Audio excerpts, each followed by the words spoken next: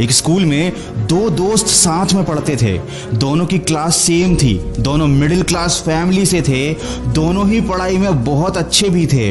ये दोनों शाम को साथ खेलते थे, एक ही साथ स्कूल जाते थे। बड़े होकर उनमें से एक आईएएस ऑफिसर बन जाता है और दूसरा छोटी मोटी प्राइवेट नौकरी करता रह जाता है। ऐसा क्या हो गया उस बच्चे के साथ जो वो बड़ा होकर आईएएस बन पाया? उसको वजह मिल गई थी, उसको कारण मिल गया था। दोनों की पारिवारिक स्थिति एक जैसी थी, पढ़ने में भी दोनों एक जैसे थे, लेकिन एक दिन कुछ ऐसा हुआ था जिसने इस बच्चे की जिंदगी बदल कर रख दी थी। उस बच्चे के पापा को उसकी फैक्ट्री से निकाल दिया गया था। वो बहुत दुखी थे।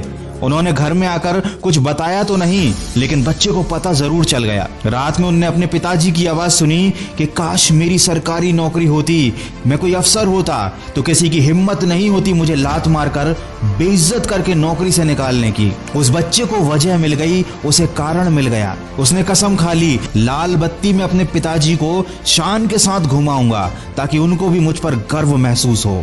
दोस्तों, जिंदगी में वजह का होना बहुत जरूरी होता है। बेवजह इस दुनिया में कुछ नहीं होता। तुम कितना ही सोच लो, कितना ही ठान लो, कितनी मोटिवेशन देख लो, लेकिन अगर तुम्हारी जिंदगी में जो तुम पाना चाहते हो उसके लिए कोई ठोस वजह नहीं है तुम्हारे पास, तो कभी भी पॉसिबल ही नहीं होगा उस सक्सेस को पाना। दोस्त, दिल में जब तड़प उठती है तो इंसान कुछ भी कर गुजरने के लिए तैयार हो जाता है। जब वो वजह उसे तड़पाती है ना, तो वो चैन से बैठने नहीं देती जब तक कि मंजिल ना मिल जाए। और आपको वजह मिलना इतना मुश्किल भी नहीं है। कभी एक बार अपने गिरेबान में झांक कर देखना। जिस वक्त कोई तुम्हें तुम्हारे हालात पर बेइज्जत कर देगा, तब उस बेइज्जती की चोट तुम्हारे दिल पर जाकर लगेगी। बेइज्जती, परेशानी, मुश्किल, ये तुम्हारी जिंदगी में खुद से अगर आ रही है तो ऊपर वाले का धन्यवाद कर देना कि आपने मुझे एक वजह दे दी। लेकिन अक्सर हम क्या करते हैं, हम कोसने लगते हैं खुद को, परेशानियों को, जबकि हमें पता ही नहीं है कि वो हमें वजह दे रही हैं जिंदगी में आगे बढ़ने की।